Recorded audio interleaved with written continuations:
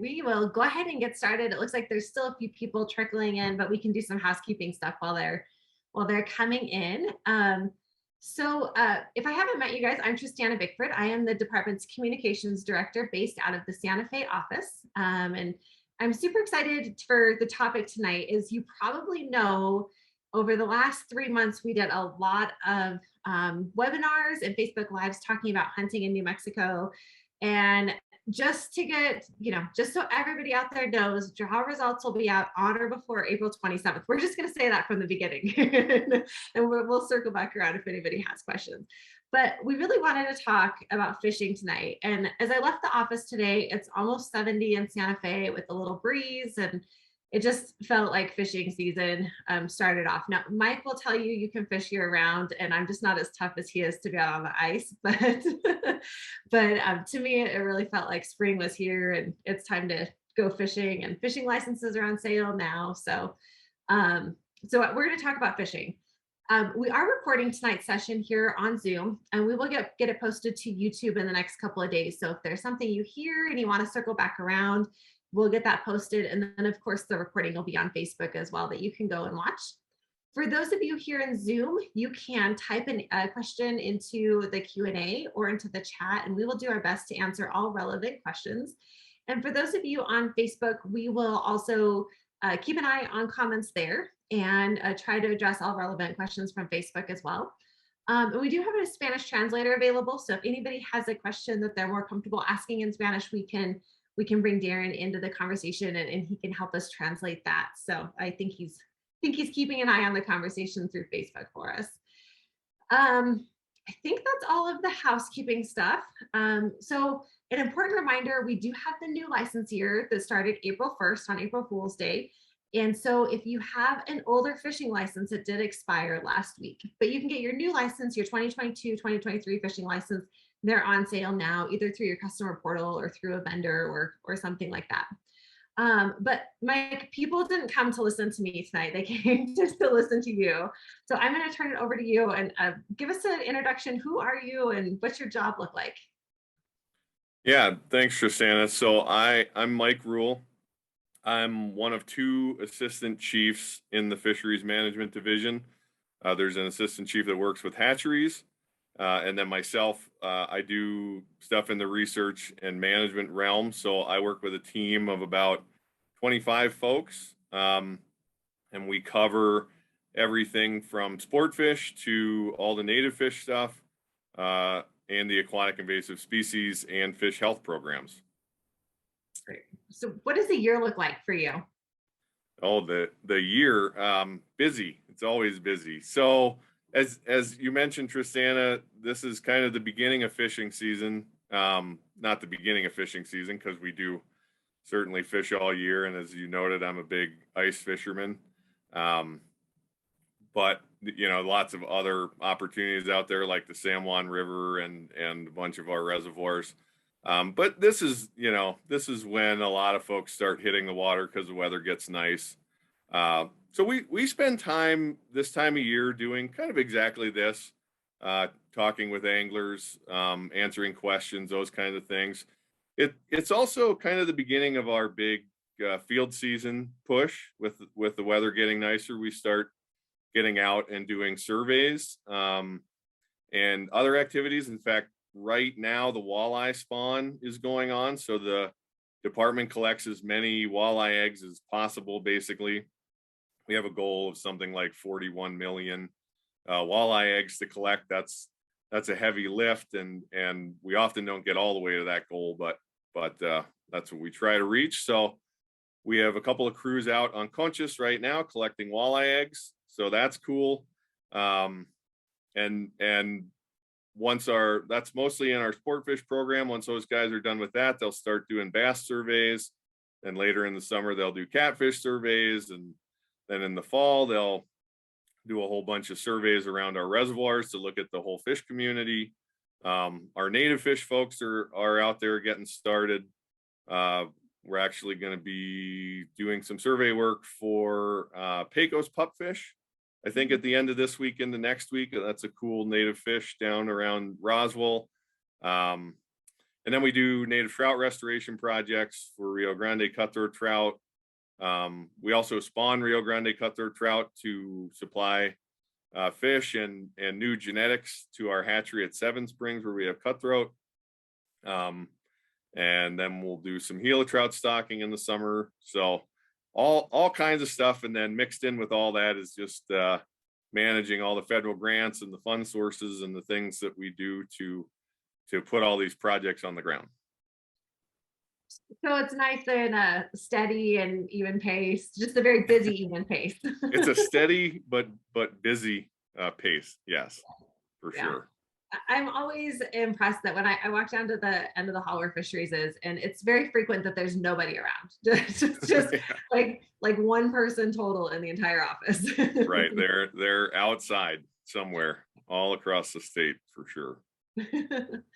So jumping in tonight, I'm going to share my screen really quick. And one of the things I want to talk about first is where to find the rules and information booklet. And, I know that it's not the, people may not be as into technology as others, but this year the rules and information booklet is published online only. And we do have some information at vendors so that you can get what are those QR codes at vendors and link to the rules and information booklet, or you can see the bag limits at different waters or different species across the state. But if you want to get the rules and information booklet, which I recommend downloading onto your phone, I always save mine in my books tab. And so let me share that screen, and I'm going to show everybody where to find it since it is only available online this year. There we go. So this is just the Game and Fish homepage. We have the scrolling banner up here. If you happen to come on this new publications, you could just click on that link, or you can go to the home tab, publications, again, publications, and it'll pull up this page. You can scroll past the hunting rules and information booklets to the fishing. And it's very exciting to me this year that we have the fishing rules and information booklet, the hunting rules and information booklet available in English and Spanish. So if you're more comfortable reading in Spanish, you can download that and take it with you. And since it is our first year, we are asking for feedback on that. So there's an email address in there that you can send us comments if you get into the Spanish stuff and have some feedback for us. But you can just click right there on that copy, and it will download the entire rules and information booklet. And like I said, I just save it on my phone, so I have a copy of it. Even if I'm not in cell phone service, I can access that. So Mike, do you have anything to add so far, or do you want to just kind of scroll through this? Well, yeah, the thing that I would add, I guess, Tristana, is that one of the nice things about this, if you're doing it from a desktop computer, you can, once you have it downloaded, you can hit Control F, and I think if you hit the download, the down arrow up there at the top, Tristana. Yeah. It'll actually take a minute. It'll download it on. But anyway, and using that Control F tab, you can search for, if you're interested in smallmouth bass, you can find everywhere that smallmouth bass is mentioned, or a specific water body, or really anything that you're looking for. That'll help you jump around to find that information. So that's something that I do all the time if I have a question and I'm looking for something.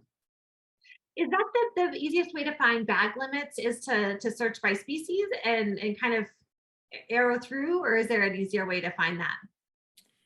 I think that's a good way to do it. It just depends. Like if you search for trout, you'll find many references to trout in the document. But if you're interested in a specific place like Whitewater Creek or something, that will help you get there faster. Yeah. So there you go. 225 references to trout and 5 specific to Whitewater Creek. Right. Okay, so that definitely helps kind of scroll through it if you're looking for something specific and just want to get out there. And I always find at the end of it, and I know we're going to get to that where all of the water bodies are listed, it just helps me to see kind of any special restrictions that it might have if I'm looking for something specific. Yep.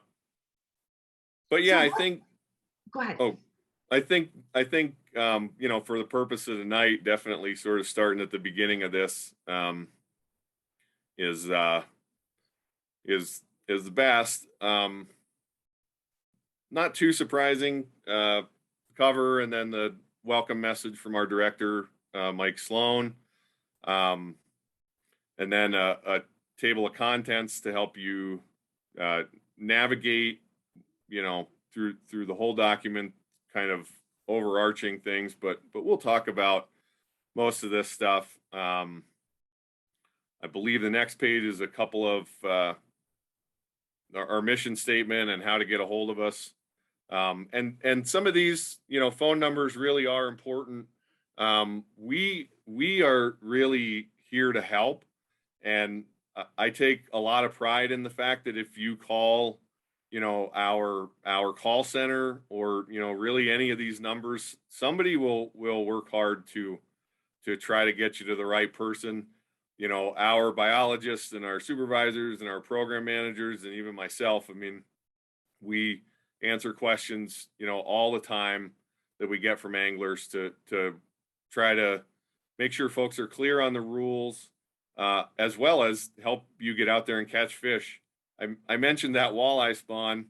You know, we work really hard to get those walleyes, and we get them because we want our anglers to catch them. Um, that's why we're doing it, and we're passionate about it, and a lot of us are even passionate walleye fishermen in that example, including myself. Um, so, you know, by all means, call. And there's also an email address that we can provide, that'll help get questions answered. And I would also point out that, you know, there's an Operation Game Thief number down there near the bottom in bold. You know, if if you see something going on that doesn't seem right to you, or that you know isn't right, please get a hold of us. And that's definitely a good route if you're not sure who to call Operation Game Thief. And they'll hopefully be able to put you in touch with a game warden really quickly and get that issue resolved. Absolutely. All right. Let's see. So this is maybe for seasoned anglers anyway, this is maybe the most important page of the whole rib. I'm using an acronym there. RIB is Rules and Information Booklet.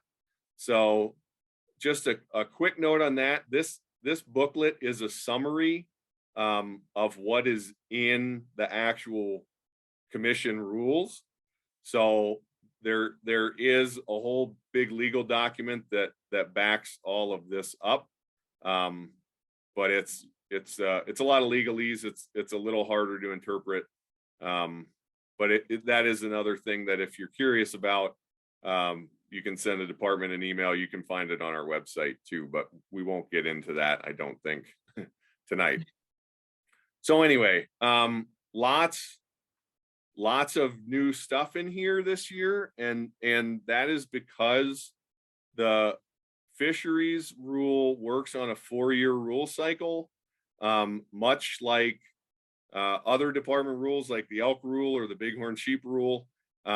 This rule is opened every year and examined for changes, and this year we made a handful of changes.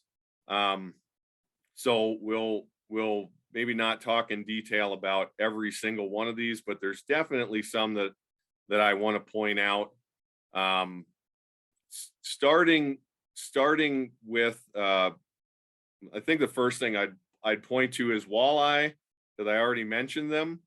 We removed the length limit on walleye. If you've been fishing in New Mexico for walleye, you probably remember it was 14 inches was a minimum length. We took that out. That helps us simplify the rules a little bit, and we're really blessed in New Mexico by very fast growth on our walleye.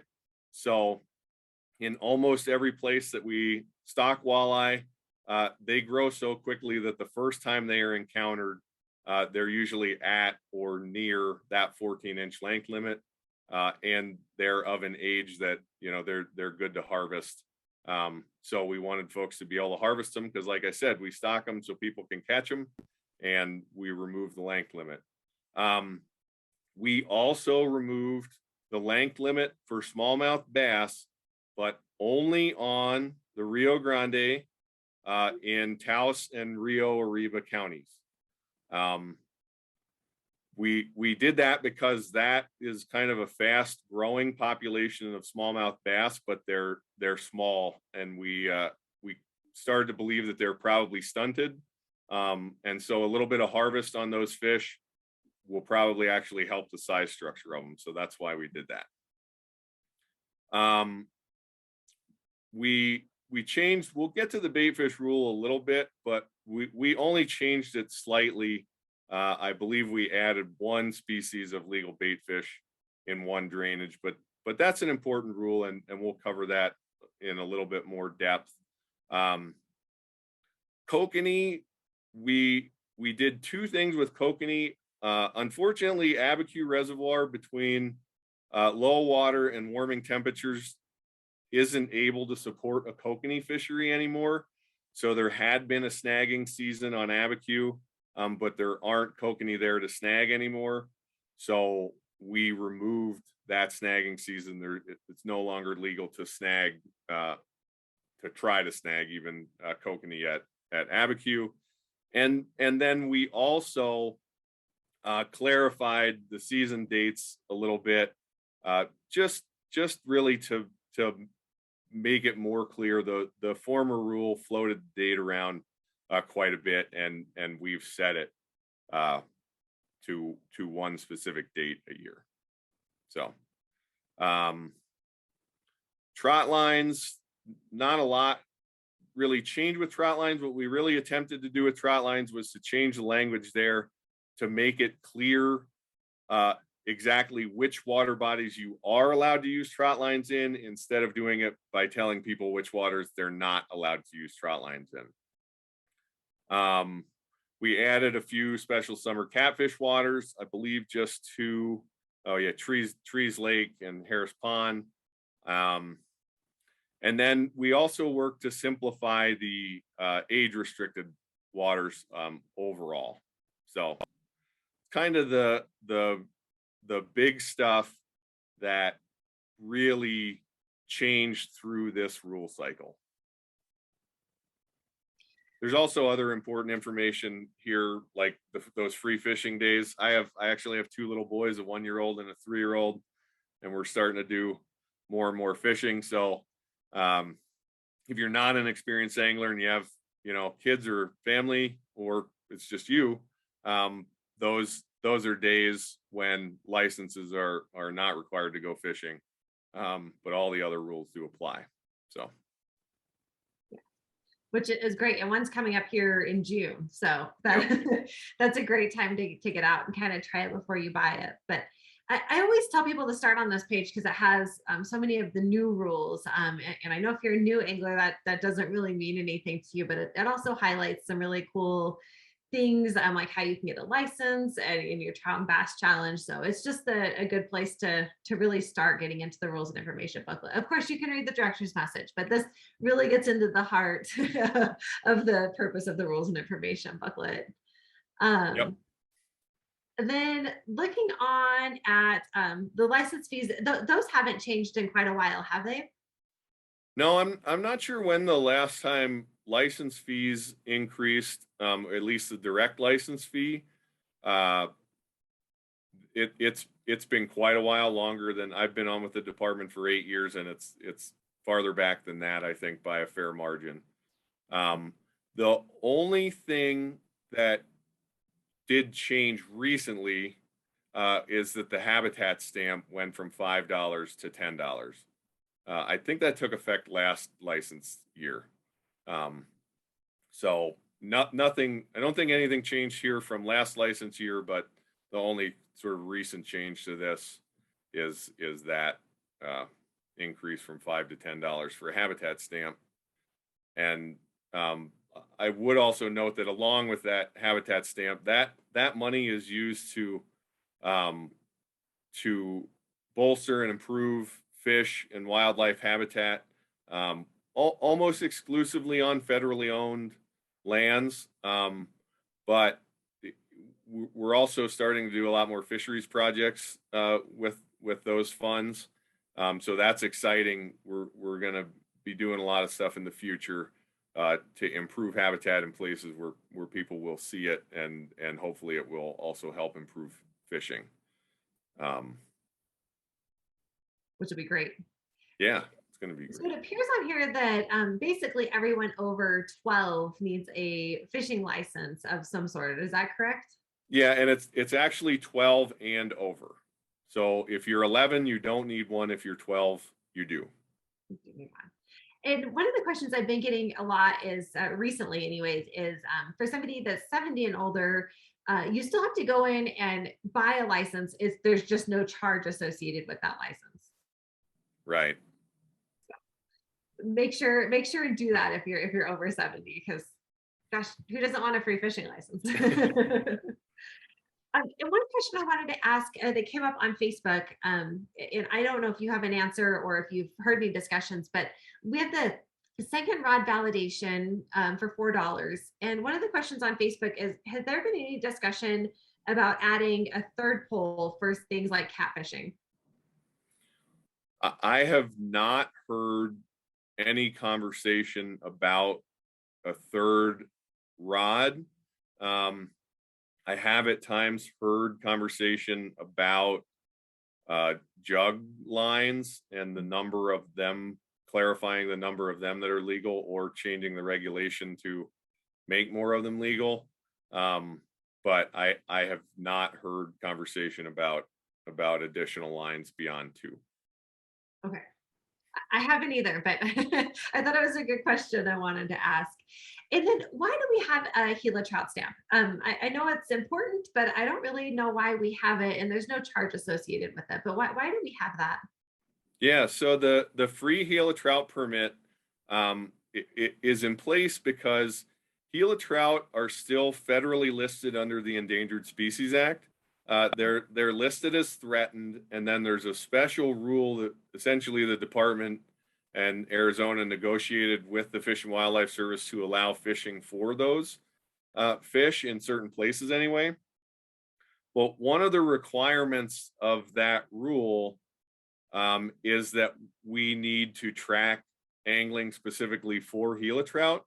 So that gives us an idea of how many people are getting the permit each year. And then we also use that as a tool to survey the people who get the permit and ask if they fished for Gila trout, if they did, how much, and if they harvested any in the places where it's legal to harvest them. So is it good for somebody like me that I get a Gila trout stamp every year and have yet to go fishing for a Gila trout? or would it be better to wait until I was headed out fishing and then purchase that stamp? I think what we would probably say about that is if you've been doing it one way, continue doing it that way. Okay. We certainly don't want everybody to change in one direction or another all at one time. We know because the permit's free, we know a lot of folks get it, even though they might not need it. I myself have done that. I've had years where I got the permit and didn't fish.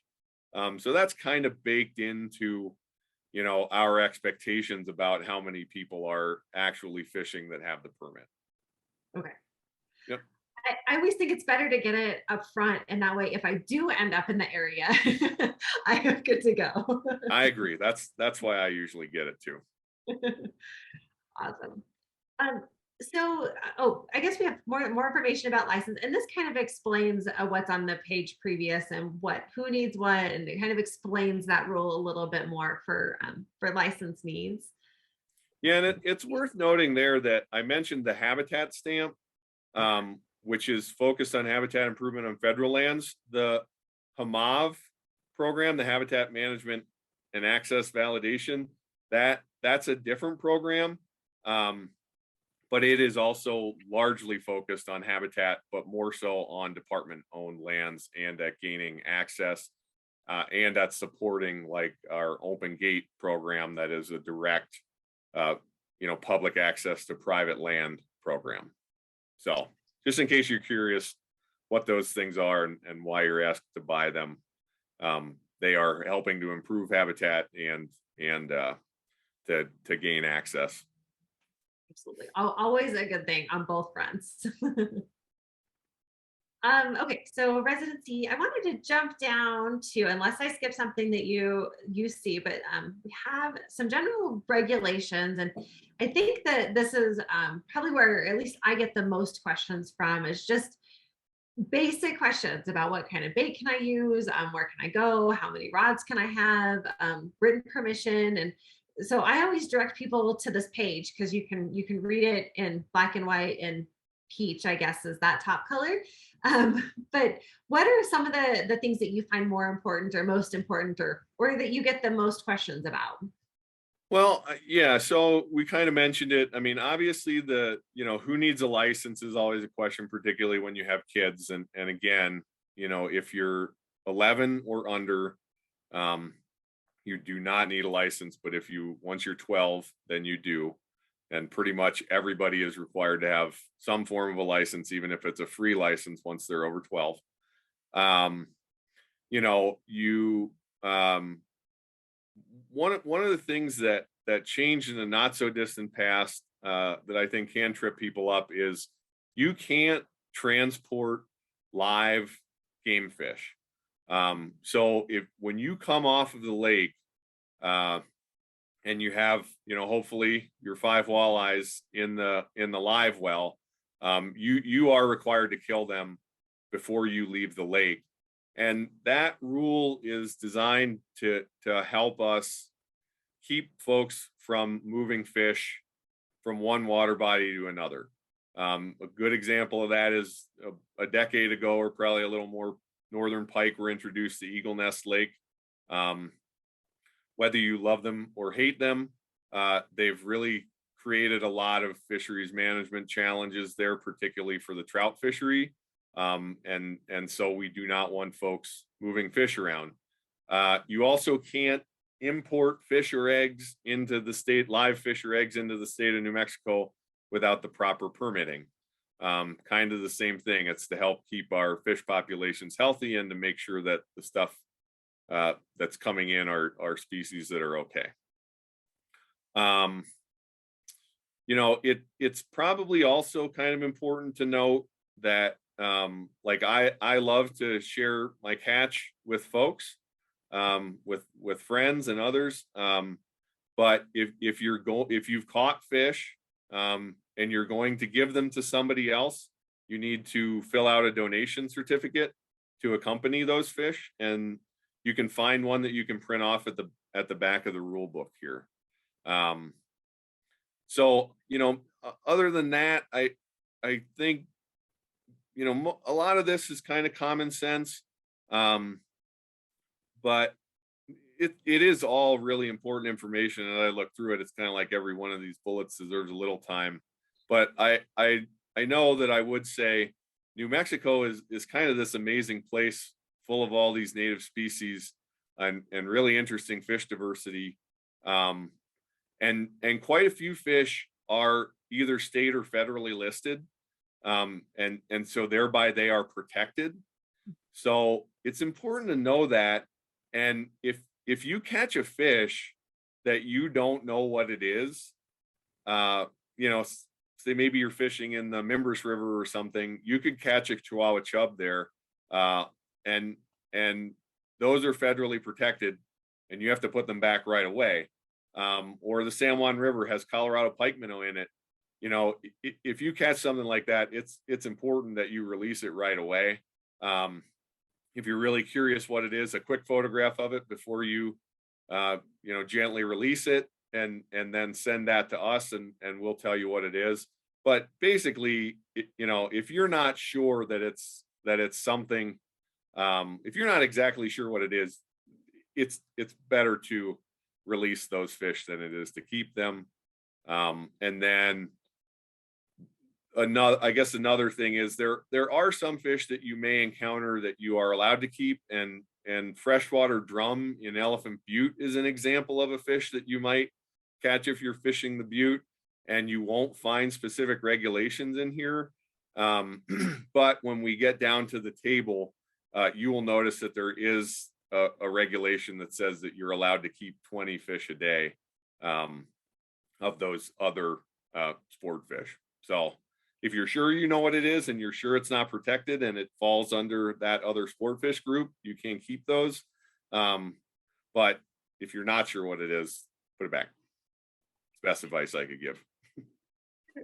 Looking at, or one of the things that comes to mind when you talk about moving fish and like the pike at Eagle Nest is, I know in the past I've heard of people getting say goldfish at the circus or at the state fair or something, and then it outgrows the tank. Mine never seems to live very long, but I know that there's some that do survive and kind of outgrow the tank and outgrow the family, and people could just go release them. But my guess is that's not the best option for the fishery. Is that correct?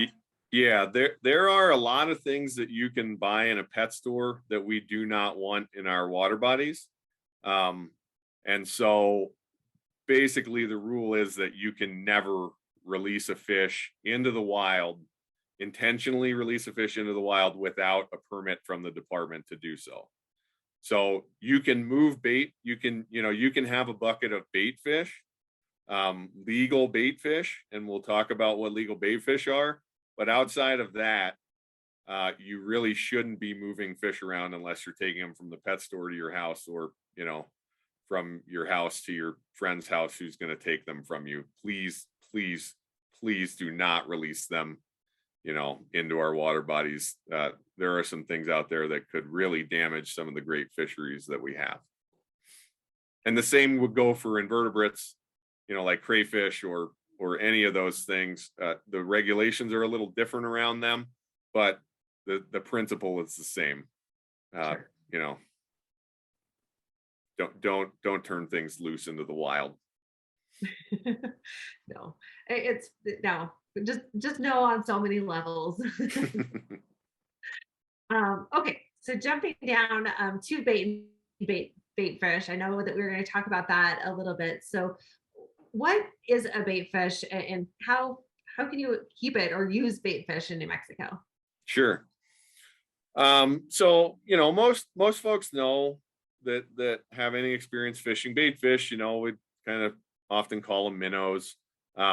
They could be alive or dead. There's some regulations around both, but usually we think of them as being live fish, live minnows that we're going to use for fishing bait. So basically, the way the rule for this is set up is that it is illegal to have them. So to be driving around with a bucket of them, or using them, unless it is specifically legal. So the table that you see below sort of tells you what it is that you are allowed to do. And this is by drainage. And at the end of the document, I think there's a glossary. We actually, in rule, we updated the meaning of drainage. It essentially means all of the water bodies within a watershed. So a good example of that would be, Eagle Nest Lake drains into the Cimarron River. The Cimarron River drains into the Canadian River. So Eagle Nest Lake is within the Canadian River drainage. That's basically how it works. And if a pond is or a lake is out kind of completely separated, it would just be sort of like, you'd have to imagine if there was a river there, where would it end up going? And that's what we mean by drainage. So in most places in the state, fathead minnows are legal, and fathead minnows are really the most common bait fish. Almost always, if you go to somebody who is offering to sell bait, and to buy bait from somebody, you need to buy them from a legal bait dealer. A bait dealer has to have a license to sell bait, and you can go on our website and find all of those legally permitted bait fish dealers. So if you're buying bait from somebody reputable, it's very, very likely actually that the only thing that they're going to have is fathead minnows, which is good because they're legal most places.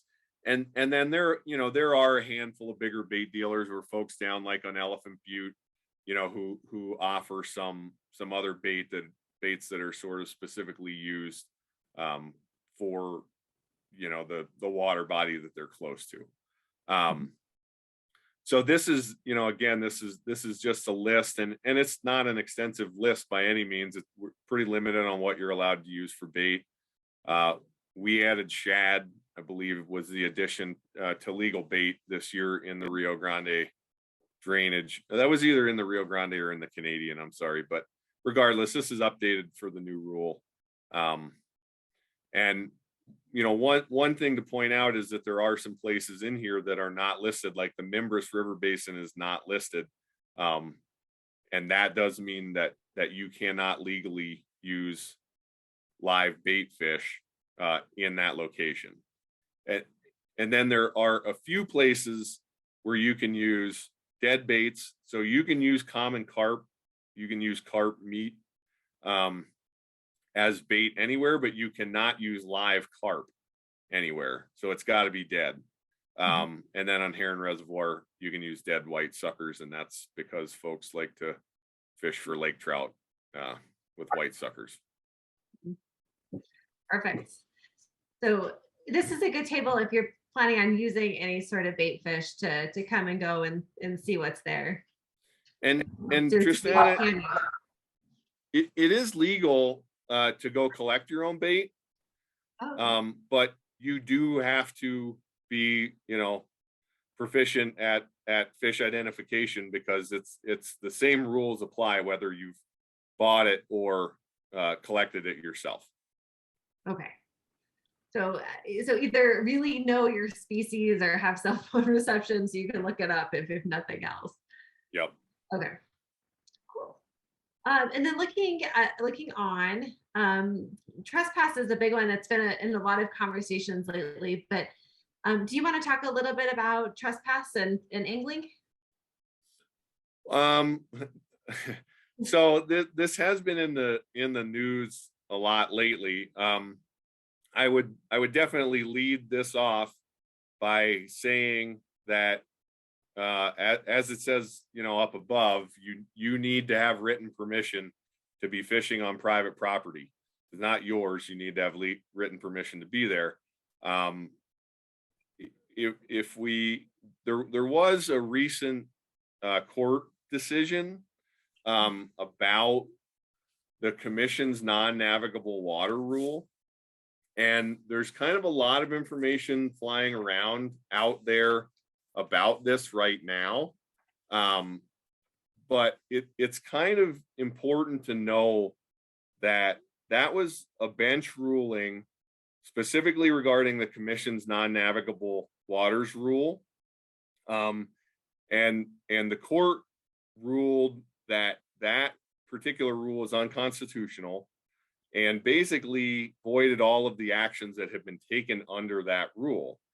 But what the court has not yet done is issued a written opinion, sort of with all the justification and with all of the details about exactly what it means.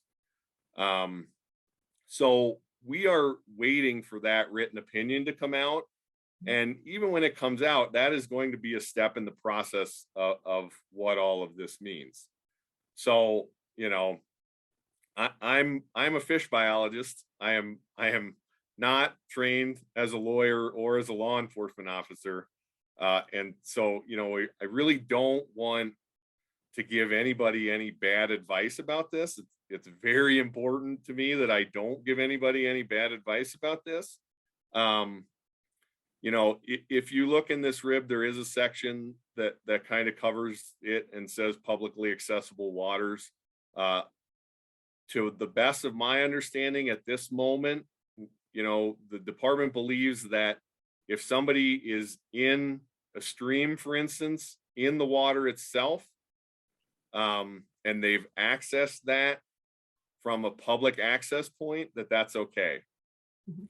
You cannot cross public, or I'm sorry, you cannot cross private land without that written permission to access a fishing spot, you know, due to anything that's occurred regarding the court and this changing in rule.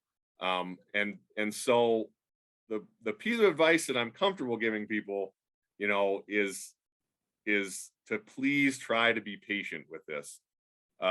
Whether you're a landowner or an angler, everybody's affected by it.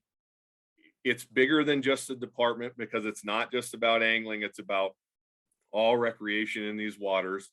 So the department is not the only law enforcement entity that has jurisdiction around things like trespass. So, you know, there's more information coming, but we don't have it yet. So try to be patient. If you find yourself in a, you know, in a situation of disagreement, whether you're an angler or a landowner, you know, please try to extend as much grace as possible, and get a hold of the department or get a hold of another law enforcement entity, you know, and let it happen at that professional level. So outside of that, I don't, you know, again, it did not change that you definitely cannot cross private land without permission. And that's very important. And there's lots of nuance and, you know, potential hypothetical situations that are we just can't answer at this moment.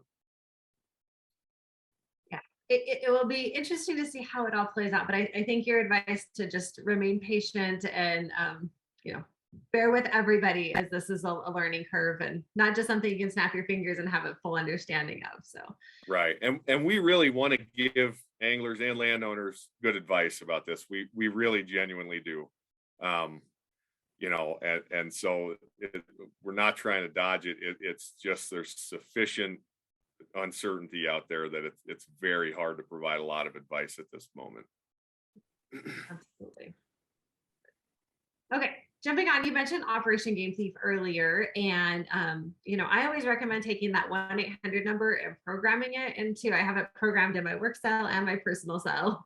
That way, should I ever need it, I can call it, and it's answered 24/7 by I believe the state police is who does dispatch for us, and can get a hold of the local officer. But that's definitely the best way if you see poaching. I see messages on Facebook all the time. It's definitely better to report through Operation Game Thief, as that's recorded regularly, and Facebook is checked when we have the availability. So it's a great one. The Open Gate program, and we're going to get into a much cooler map than this here in a little bit. So I'll scoop over that. But I think next it goes into the cold water species. And I think one of the cool things in our rules and information booklet is this identification chart. So you can kind of separate some of these commonly fished for species. Yeah, I agree.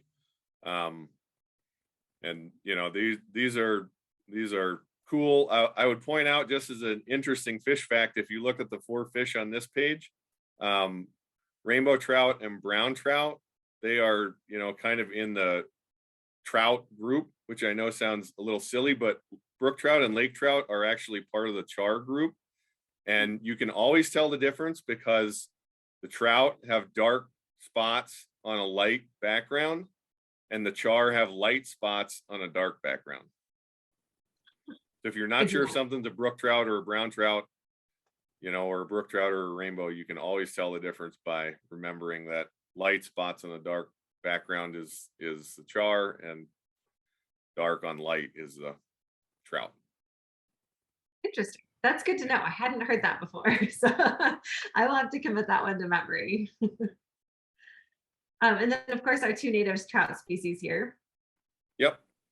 And you know, we do have some cutthroat out there that you know, part of their ancestry is from stocking of other subspecies of cutthroat trout. But for regulation purposes, basically, if it has the red slash under its gill plate, it's considered a cutthroat trout. So, if you're really into these things and you're fishing somewhere and there are no pure Rio Grande cutthroat trout there, and you catch a fish with a slash under its gill, for the purposes of regulation, that's still a cutthroat trout and is treated as such. I see every once in a while they come in and to the fishing report as a hybrid, and so really they're just treated as a cutthroat, not technically classified as a hybrid. Yeah, cutthroat trout can hybridize with other subspecies of cutthroat trout and with rainbow trout. So that's kind of the confusion there. But in order to have that, certainty in identification, if it's got the red slash, it's considered a cutthroat. And then of course I always like coming in here because frequently people ask, where do you catch a Rio Grande cutthroat trout? And it's very easy to pull this up and see where some of the most common water bodies are. Yep. Yeah, this is a good resource. When I first moved here 8 years ago, I studied all of these tables, pretty in depth, not for professional reasons, but to figure out where I wanted to start fishing. Yeah.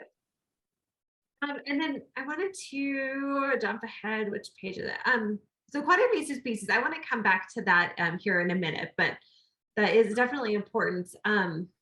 We do have our winter trout stocking program that just ended, and or no, it does end at the end of March. And then we stock these specific ponds with hatchery raised rainbow trout throughout the winter, which I think is a really cool program. Yeah, it's not surprisingly, lots of waters in New Mexico get too warm after March to support trout anymore. So we have winter stocking programs for them. Okay. And the bag limits there, those are important. And as I said, there's going to be flyers. If they aren't already there, they'll be there shortly at all of the licensed selling vendors statewide that have those bag limits and the possession limits listed on it. So make sure and take a picture of that with your cell phone, or you can download it off the website and keep a picture of it handy so you have a quick cheat sheet with all of the bag limits. Right. And Tristana, in that section, I would note that, these are kind of the statewide limits. So if you don't find the water body that you're fishing listed somewhere else, this is what you're going to go by. But as it notes there, in special trout waters and some other places, it could be different. So it's important to know, where you're fishing and what the specific rules are. We did also clean up a little bit possession limits this year. So possession limit is pretty much always twice your daily bag limit. So you can catch 5 trout a day, but you can only have 10 trout in possession. So if you go camping for the weekend and you've been there 2 days, you can go home with 10 trout. But you can't go home with 10 trout if you already have trout at home in your freezer, because those fish that are in your freezer are part of the fish that you have in possession. Once you eat them, then they're, you can still only catch 5 a day, but if you eat those 5 that night, the next day you could catch 5, and the day after that you could catch 5 and take them all home and freeze them. Sure. Yeah. So catch them if you're going to keep them and eat them. Yep. Especially those cutthroat trout. I don't know. Those are some of the best fish that I've had for sure. And then I did want to mention, I mentioned that we have the winter trout stocking program, but we also stock trout in waters that are cold enough for trout. We stock year round.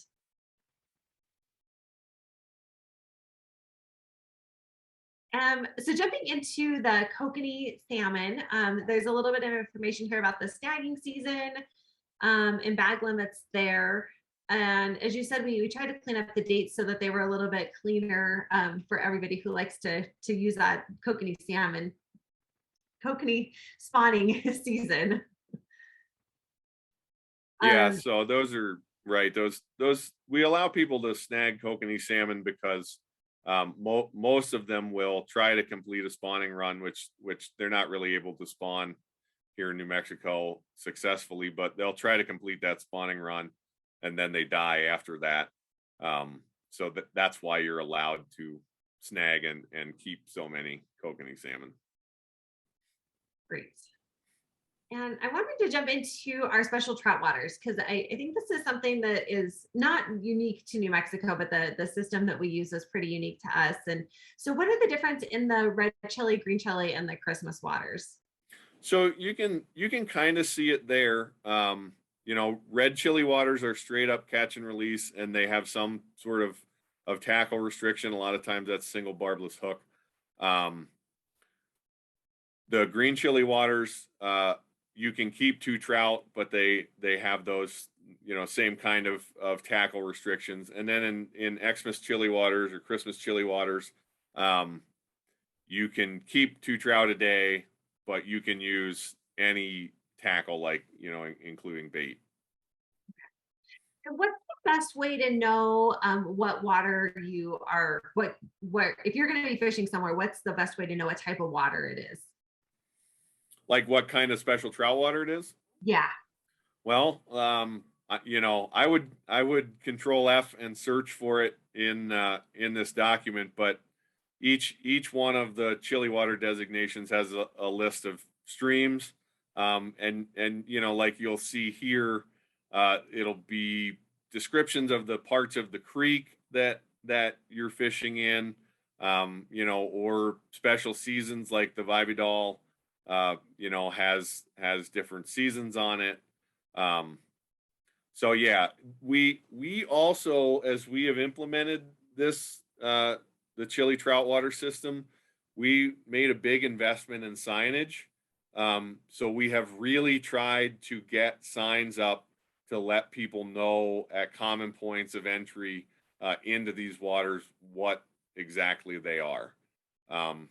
And again, if there's any uncertainty, by all means, reach out to us, and we will help make sure that you're going someplace that you can do what you want to do, and that you're staying legal. Absolutely. And then we're going to show a cool map here in a little while that'll also help designate some of these waters. But looking into the rules and information booklet, we go into the warm water species next. And then there's one more I wanted to show before we jump out of this, I know. So the warm water regulations, how many per day? And since it's not listed on here, would you assume that possession limits are twice the species each day? Yep. So it's right there. I just didn't see it yet. And we do start in May. Coming up next month, we start our summer catfish waters, which I think is a pretty cool program that we help stock catfish for people to go catch. Yeah, and it's one of the ways, like, we try to supplement the opportunity that you don't have from winter trout stocking, obviously, in the summer. In places where it's appropriate, we stock some catfish. I'm not saying that all winter trout waters are also special summer catfish waters.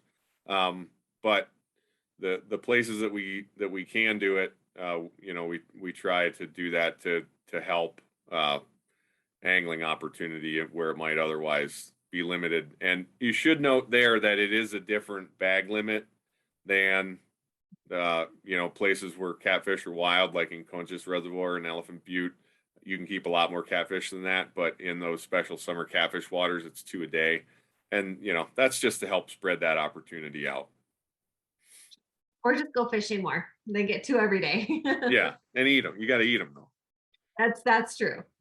And I did want to mention this before I jump out of this document. I seem to spend quite a bit of time in this section, which is regulations for specific waters. And there's different times that lakes are open or closed, such as the Bayou Vidal that doesn't open till later on, or some of our state parks like Clayton Lake State Park doesn't open until I believe it's March 1st. And so this is a great place to come if you just want to kind of get an overview of, like Bill Evans, there is a trophy bass water. It's also winter trout water, no Trot Lines. And so it gives you kind of a highlight of the different lakes, and you can plan before you go.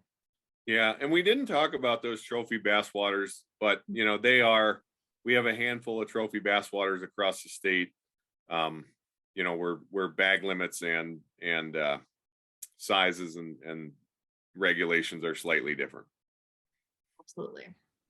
Um, and so, Mike, I want to jump out of this document unless there's something. I know there's a lot more in here, such as the mercuries and our fish safe to eat, aquatic invasive species. But I don't want to spend our entire night talking just about the rules and information booklet. Is there something else in here that I'm not thinking of that's important to touch on? You know, no, I don't think so. We talked about free fishing days. I'll plug AIS at the end of this because it's important, especially now. Um, but yeah, I think that we can jump out of here, and then if there are any specific questions, from folks, be happy to cover them. Cool.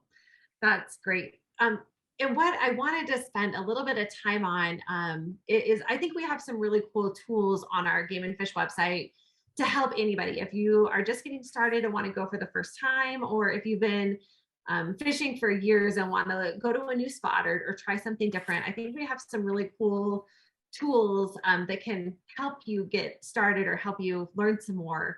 So if you go to the Game and Fish homepage and you click on fishing, the first one I want to mention is the fishing and stocking report, which we put out every Tuesday. This information gets updated, but it's basically there's a contractor that we have that kind of compiles the information for us, and then we put out this document. And if you sign up to receive it in your email box, it just shows up in your email box, and you get pictures of people catching fish like these two young ladies here.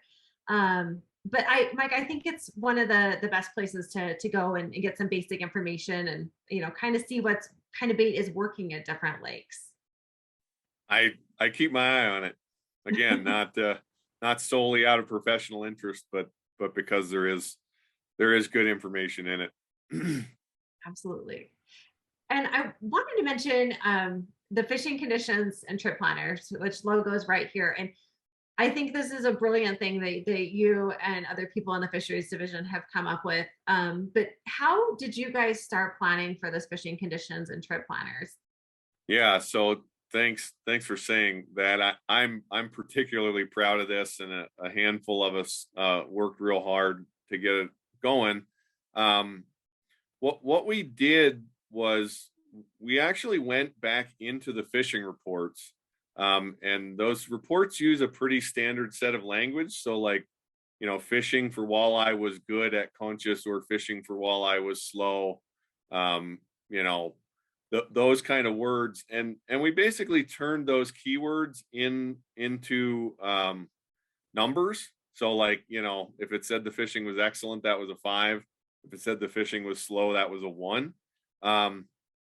And because we put out a report every week, we were able to compile all of that information and use it as a tool to predict the quality of fishing for a specific species on a specific water body for a specific week. And then what we did was we kind of went through and picked out the most commonly fished for species in the most commonly fished locations. And it's kind of sorted in 2 ways. You can either look for a specific water body that you're interested in, or you can look at specific species. So, as I mentioned earlier, I keep talking about walleye. If you can't tell, I like to fish for walleye. So what you see here are 4 different lakes on the top graph there. Abiquiu is the black line, Caballo is orange, Sumner is blue, and Ute is in pink. And you can use this as a tool to help you if you want to go walleye fishing and you're not sure where you want to go. If it's May, particularly mid to late May, you might want to consider going to Ute or to Sumner. And I would note, like, if you look at a place like Sumner and you're like, oh, Santa Rosa is pretty close to Sumner, and I heard that it has walleyes, that's probably a good time to go there too. It's usually kind of about temperature and what the fish have done with spawning.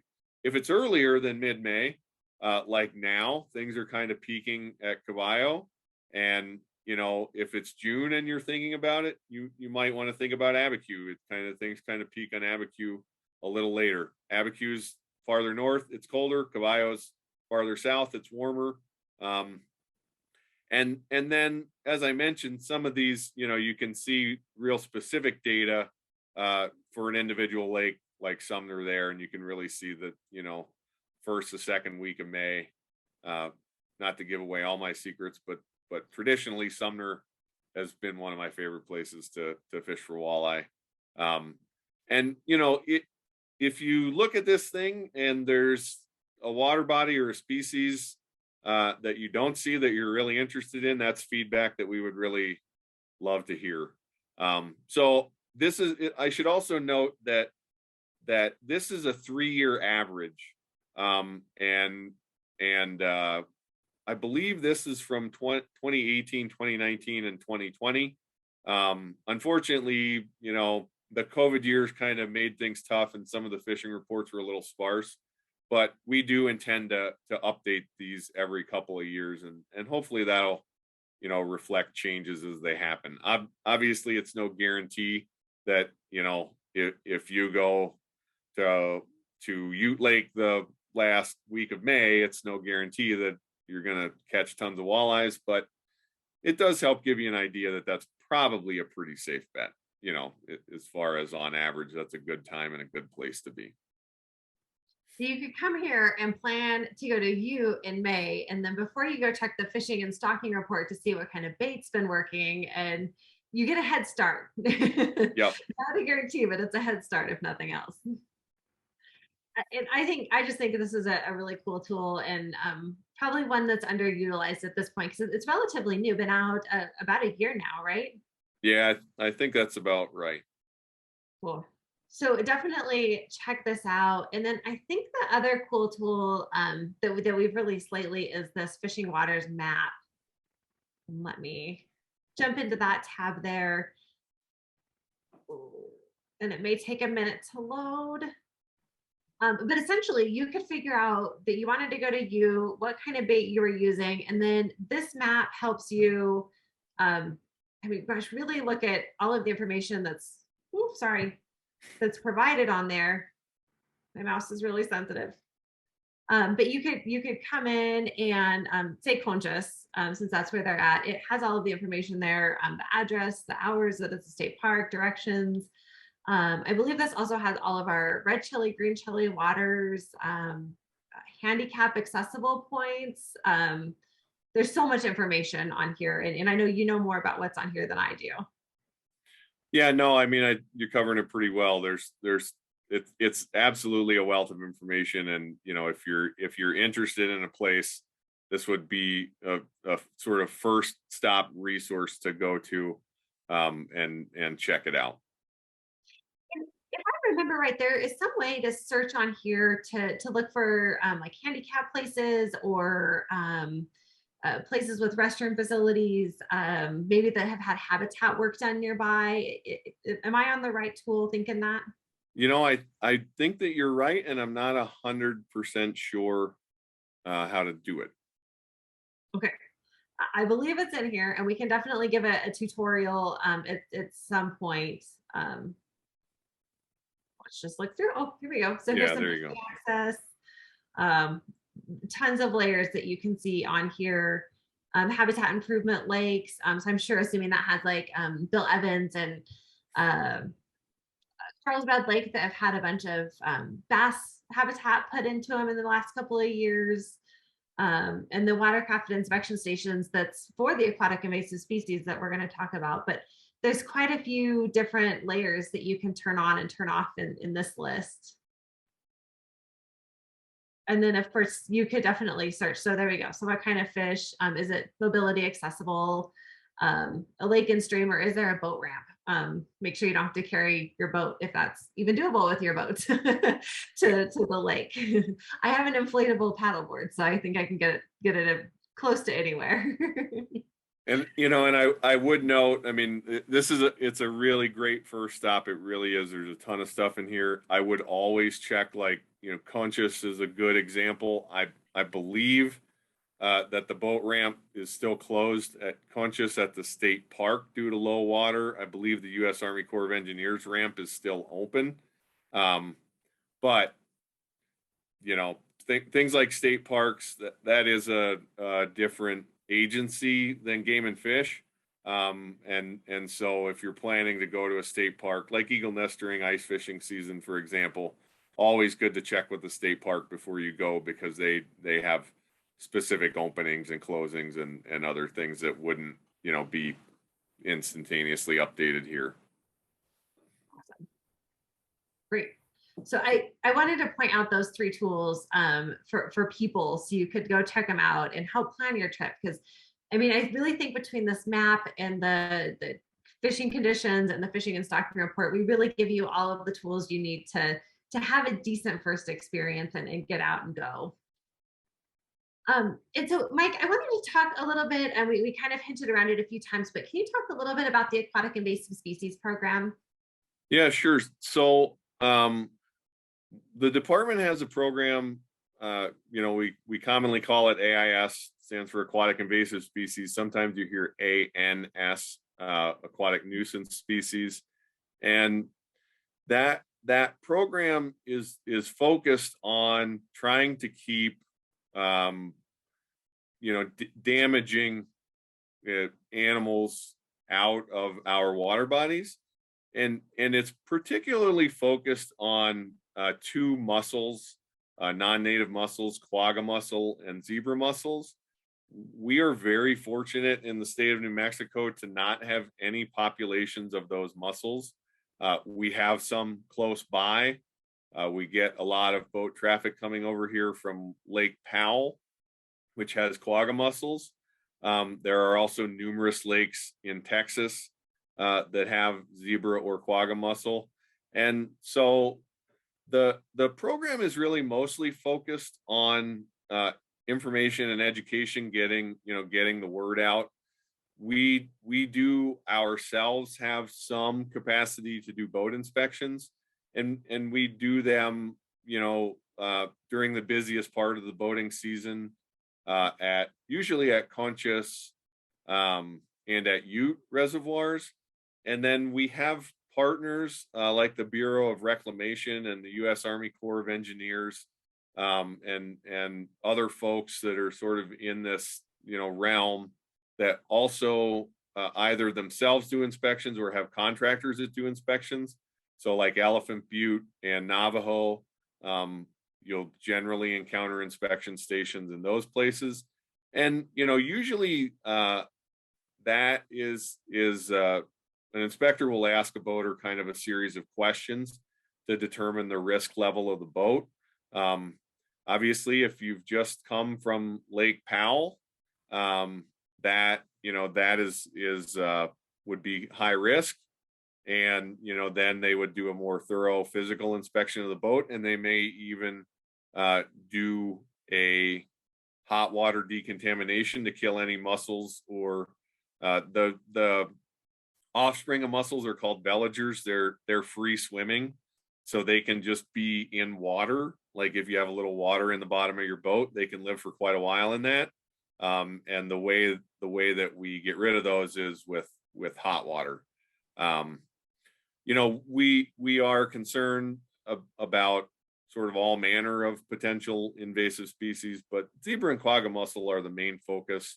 And, you know, that is both for a biological reason and, you know, kind of a social, economic reason as well, because one of the things that those invasive mussels can do is really plug up water infrastructure. So like municipal water intakes, or agricultural irrigation water intakes, or dam works, or anything. They can sort of grow so densely that they will actually clog a water intake pipe.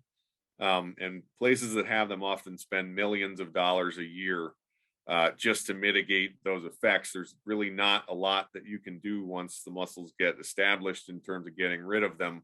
So the main tool is to keep them out. And so the department works hard to try to keep them from becoming established here in the state.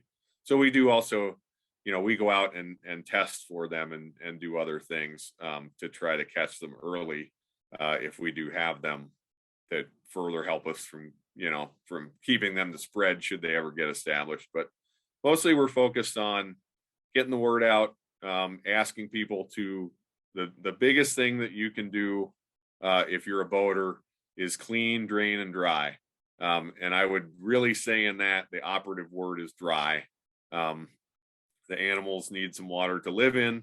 So if you get everything in your boat dry, open up all the hatches, make sure all the water evaporates, after a day or two, the risk goes way down. If you're holding water in your boat, the risk is much, much higher. So there is actually a rule now that says you have to pull out your boat plug. You can't transport your boat around the state of New Mexico with a plug in it. And that is why, because we don't want folks with ballast water in tanks or with water in the bottom of the boat in the bilge moving between water bodies. I know that like waders, for instance, I know I've heard in the past that these mussels can live on like waders, which I'm guessing dry out quite a bit faster than compartments on a boat. But it's also important, from what I've heard, for anybody who's out wading or in the water and have mud and stuff on your tennis shoes to clean those as well.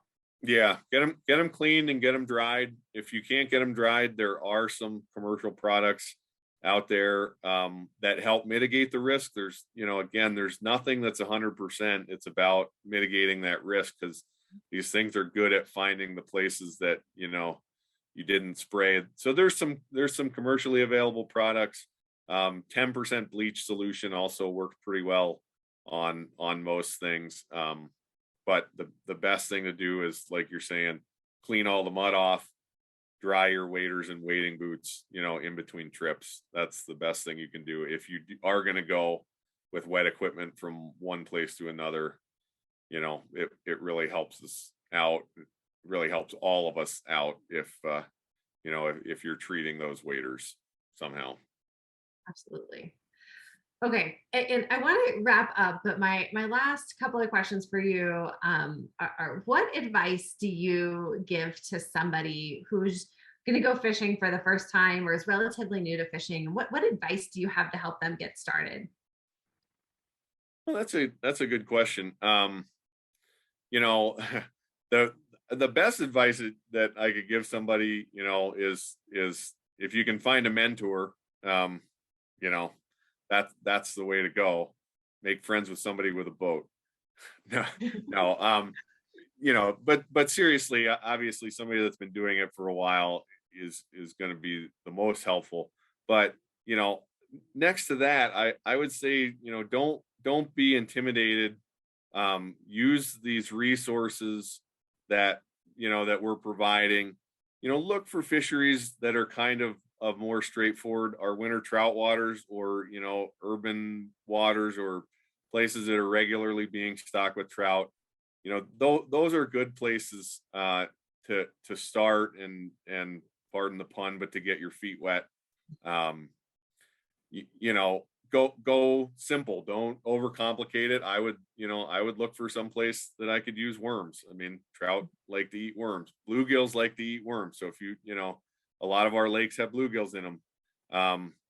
They're not very hard to catch. They're not the biggest fish in the world, but they're definitely engaging if you've never done it, or particularly, if you're taking kids and you need to have something that provides some action. Believe me, my 3-year-old likes for there to be some excitement when we go fishing.